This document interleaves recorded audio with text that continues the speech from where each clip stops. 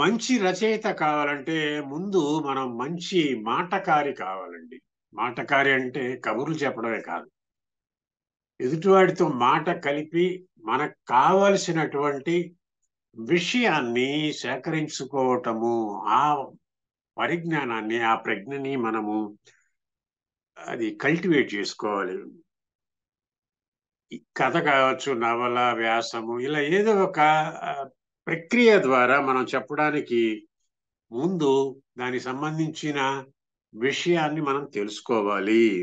ఏది కూడా మనకి శూన్యం నుంచి, వాక్యూమ్ నుంచి ఏది పుట్టుకురాదు. ఎక్కడో అక్కడ జనరేట్ కావాల్సిందే. మనకి ఏం సమాచారం కావాలి, ఆ సమాచారం ఎవరి నుంచి పొందగలము, ఎంత మంది నుంచి పొందగలము అనే స్పష్టత మనకి ముందే ఉండాలి. బీయింగ్ ఏ రైటర్ మనకి ముందు ఉండాలి. నేను ఇక్కడ ఉదాహరణ తీసుకుని చెప్తాను. బొగ్గు గని కార్మికులకు సంబంధించి ఆ ఇతివృత్తంతో ఒక సినిమా కూడా వచ్చింది.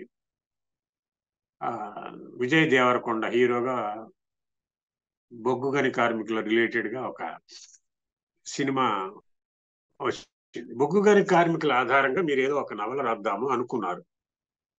అనుకుంటే ఆ బొగ్గు గని కార్మికులకు సంబంధించిన ఒక బ్రాడర్ పర్స్పెక్టివ్ మీకు ఉండాలి. ఆ బ్రాడర్ పర్స్పెక్టివ్ ఏంటి అంటే, ఉదాహరణకి బొగ్గు గని కార్మికులు గనుల్లో చాలా ప్రమాదాలు జరుగుతాయి. సహజం కదా, గని పైకప్పు కూలిపోతూ ఉంటుంది. ఆల్ ఆఫ్ ఎ సడన్ ఆ గనుల్లో ఉన్నటువంటి పదుల సంఖ్యలో లేదా వందల సంఖ్యలో పనిచేస్తున్న గని కార్మికులు సజీవ సమాధి అయిపోతూ ఉంటారు. ఇలాంటి రిస్కులతో కూడినది గని కార్మికుల వృత్తి, జీవితము. ఇలా ఆలట్వేస్ చేయడం, బ్రెడ్ ఎన్నర్ కనుక అలా ప్రాణాలు కోల్పోతే ఆ కుటుంబ స్థితిగతులు ఏమిటి? మామూలుగా ఆలోచిస్తే ఏ రంగం గురించైనా మనం ఇట్లా ఆలోచించవచ్చు. సో ప్రమాదాలు ఎక్కువగా ఉంటాయి గని కార్మికులకి. రెండు, హెల్త్ హజార్డ్స్ ఉంటాయి. ఎందుకంటే ఆ బొగ్గు ధూళిలో వాళ్ళు ఎక్కువ కాలం గడుపుతుంటారు కనుక లంగ్స్ కు సంబంధించి ముఖ్యంగా టీబీ లాంటి వ్యాధుల బారిన పడేటువంటి ఆ రిస్క్ ఎక్కువగా ఉంటుంది. కనుక ఏ తరహా ఆరోగ్య సమస్యలని, అంటే లైఫ్ రిస్క్ తో పాటు హెల్త్ రిస్క్స్ ఏమేమి వాళ్ళు ఫేస్ చేయబోతున్నారు అనేది సెకండ్ పాయింట్. తర్వాత బొగ్గు గని కార్మికులు ఇంత రిస్కీ ఏరియాలో పనిచేస్తున్న వీళ్ళకి యూనియన్లు ఏమైనా ఉన్నాయా? కార్మిక యూనియన్లు ఏమిటి? అక్కడ ఏ యూనియన్ ఇవాళ అక్కడ చక్రం తిప్పుతోంది? ఆ యూనియన్ లో ఉన్న రాజకీయాలు ఏమిటి అనేది అది కూడా మనం తెలుసుకోదగ్గ అంశమే. ఇట్లాగే టోటల్ గా గని కార్మికులు అంటే అక్కడ బొగ్గు జనరేట్ అవుతుంది. దేశ ఎకానమీని స్ట్రెంగ్థెన్ చేయడంలో ఆ బొగ్గు గని కార్మికులు లేదా అంటే సింగరేణి కంట్రిబ్యూషన్ ఏంటి? సింగరేణి కనుక నుంచి ఉత్పత్తి కనుక లేనట్లయితే దేశ ఆర్థిక వ్యవస్థ ఎంత నష్టపోయేది? అసలు సింగరేణి చరిత్ర ఏంటి? సింగరేణికి చాలా కాలం నుంచి దానికి చరిత్రలో ఒక స్థానం ఉంది. ఎప్పుడు మొదలైంది? ఎప్పుడు ఆ గనులు తవ్వటం మొదలు పెట్టారు? ఇంకెన్నాళ్ళు బొగ్గు నిల్వలు ఉంటాయి? ఇవన్నీ కూడా.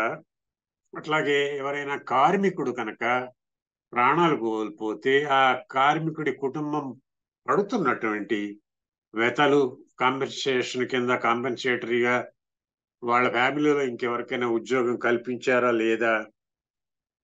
గని కార్మికుల మీద లోగడేమైనా లిటరేచర్ వచ్చిందా? పాటలు కావచ్చు, నాటకాలు కావచ్చు, కథలు కావచ్చు, ఇతరత్ర ఏమైనా సాహిత్యం వెలువడిందా లేదా? అలాగే సింగరేణి కార్మికోద్యమంలో ఎవరైనా హీరోయిక్ పాత్ర పోషించిన వాళ్ళు ఉన్నారా? తెలంగాణ సాయుధ పోరాటం తీసుకోండి. తెలంగాణ సాయుధ పోరాటంలో చాలా మంది ఉన్నారు. రావి నారాయణ రెడ్డి, మల్లు స్వరాజ్యం లాంటి వాళ్ళు. కొద్దిగా నాకు వెంటనే స్ఫురించిన రెండు పేర్లు చెప్తున్నాను. హీరోయిక్ రోల్ పోషించి ప్రాణాలకి ఎదురొడ్డి నిలిచి ప్రాణత్యాగం చేసిన చాలా ధీరోదాత్తులు అనేక మంది ఉన్నారు. అట్లాగే మనం మాట్లాడుతున్నటువంటి సింగరేణి ఉద్యమంలో, కార్మికోద్యమంలో హీరోయిక్ రోల్ పోషించిన వాళ్ళు ఎవరైనా ఉన్నారా? కేవలం అతనేమో లేదా ఆమె నే ప్రధాన ఇతివృత్తంగా తీసుకుని మనం ఏమైనా నవలను, కథను రాద్దామా? రాసే అవకాశం ఉందా?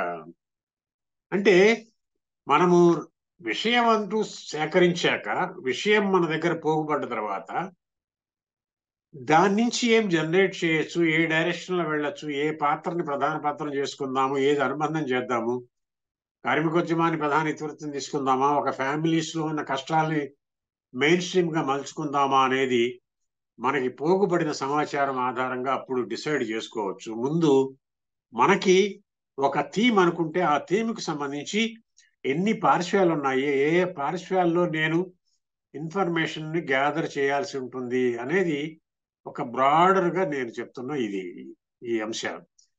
అలాగే ఈ ఇన్ఫర్మేషన్ గ్యాదర్ చేయాలంటే మనకి చెప్పేవాళ్ళు ఉండాలి. ఆ చెప్పే వాళ్ళనే మనము సోర్సెస్ అంటాం. మనకి సమాచారం ఎవరైతే ఇస్తున్నారో వాళ్ళని we call them as sources. ఈ సోర్సెస్ అనేది రెండు రకాలుగా ఉంటారు మనకి. ఒకటి డైరెక్ట్ సోర్స్, రెండు ఇండైరెక్ట్ సోర్స్.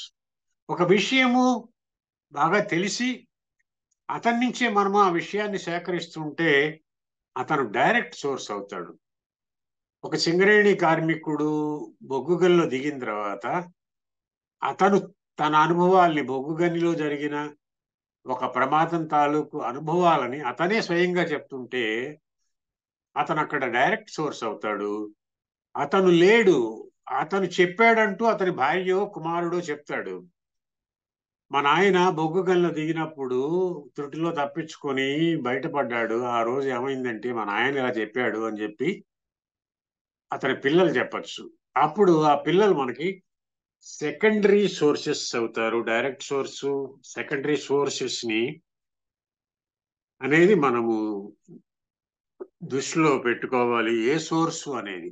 తర్వాత సోర్సు ఇచ్చే ఇన్ఫర్మేషను వ్యాలిడిటీని కూడా మనము దృష్టిలో పెట్టుకోవాలి. ఇన్ఫర్మేషను అతను ఇస్తున్న దానికి విలువ ఉందా, ఆథెంటిక్ ఏనా కాదా అనేది కూడా తరచి చూసుకోవాలి. చాలా మంది మనం ఏదో అడిగాం కదా అని చెప్పి ఆ ఏదో చెప్పేస్తుంటారు, కానీ గప్పాలు కొడుతూ ఉంటారు, కానీ నిజానికి అది ఆథెంటిక్కా, రియలా కాదా, కోతలకు వస్తున్నాడా ఏమిటి అనేది కూడా తరచి చూసుకోవాలి. అంటే అతను చెప్తున్న విషయానికి సంబంధించి అతనికి ఎంత పట్టుంది అనేది మనం ఆలోచించుకోవటం అనేది చాలా అవసరం ఉంది. అలాగే డైరెక్ట్ ఇండైరెక్ట్ సోర్సెసే కాకుండా బుక్స్ ఒక మంచి సోర్స్ అవుతుంది. డాక్యుమెంట్స్ ఉంటాయి, డాక్యుమెంటరీ ఎవిడెన్సెస్ కూడా మనకి చక్కటి సోర్స్ అవుతుంది. న్యూస్ పేపర్స్ ఉంటాయి, న్యూస్ పేపర్స్ కూడా మనకి మంచి సోర్స్ ఆఫ్ ఇన్ఫర్మేషన్ ఇస్తాయి. కనుక అంటే వ్యక్తులే కాకుండా, వ్యక్తుల్లో డైరెక్ట్ ఇండైరెక్ట్ సోర్సెసే కాకుండా ఎనీ డాక్యుమెంటరీ ఎవిడెన్స్. స్వాతంత్ర పోరాటం గురించి మీరు ఒక చక్కటి ఇతివృత్తంగా తీసుకుని ఒక 300 పేజీల చారిత్రక నవల ఏదో రాస్తూ ఉంటే వాళ్ళంతా ఇప్పుడు ఉండరు. స్వాతంత్ర పోరాటంలో పాల్గొన్న వాళ్ళంతా మనకి సోర్సెస్కి అవైలబుల్గా ఉండరు, కానీ డాక్యుమెంటరీ ఎవిడెన్సెస్ ఉంటాయి. వాళ్ళు రాసిన పుస్తకాలు ఉంటాయి, పత్రికల్లో వచ్చిన వార్తా కథనాలు ఉంటాయి, రైల్వే స్టేషన్ ఏదో తగలబెడితే ఆ రైల్వే స్టేషన్ సంబంధించిన వార్త ఉంటుంది. వాళ్ళ వార్తా స్టేషన్లో నేనేదో ఇది తగలబెట్టినప్పుడు ఇలా జరిగింది అని చెప్పినటువంటి ఒక ప్రత్యక్ష కథనము ఆల్రెడీ రికార్డ్ అయి ఉంటుంది, ఒక పుస్తకంలో రికార్డ్ అయి ఉంటుంది. అది ఒక వార్తాపత్రిక, పర్టికులర్ డే నాడు ఒక వార్తాపత్రిక వచ్చి ఉంటుంది. అట్లాగే గవర్నమెంట్ రికార్డ్స్ లో కూడా ఆ ఇన్సిడెంట్ తాలూకు విషయం ఎక్కడొక్కడ రికార్డ్ అయి ఉంటుంది. కనుక వేరీడ్ సోర్సెస్ ని మనము పూల్ చేసుకుని దాంట్లో ఉన్న వాటన్నిటిని కూడా ఏది ఎంతవరకు మనం తీసుకోవాలి, పైకి తేలుతుందండి, కామన్ గా దీంట్లో ఉన్నది ఏమిటి, డిఫర్ అవుతున్న అంశాలు ఏమిటి అనేది కూడా ఒక హిస్టోరియన్ మాదిరిగా మనం వాటిని చదవాల్సింది, చూడాల్సినటువంటి అవసరం అనేది ఉంది.